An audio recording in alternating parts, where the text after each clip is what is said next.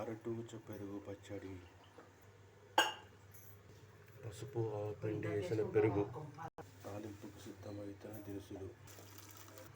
అరటూచ పెరుగు పచ్చడికి సిద్ధమవుతున్నటువంటి పెరుగు, ఉడకపెట్టిన అరటి ఊచ చూసారా ఎంత బాగా ఉడికిందో. ఉడికిన అరటూచ పెరుగులో వేసుకోవాలి. ఇట్లా వేసిన తాలింపుని బాగా కలుపుకోవాలి. ఉడికించిన అరటూచని పెరుగులో మిశ్రమాల్లో కలుపుకోవాలి. కొత్తిమీర వేసుకొని మెంతిపిండి కూడా వేసుకోవడం జరిగింది. మిక్సీ పట్టుకున్న పచ్చిమిరపకాయల కారం. ఇప్పుడు ఈ ఉడకపెట్టిన అరటి ఊచ ముక్కల్ని ఈ పెరుగు పచ్చడిలో కలుపుకోవాలి. ఈ అరటి ఊచని ముక్కల్ని ఇట్లా ఈ విధంగా వేసుకోవాలి.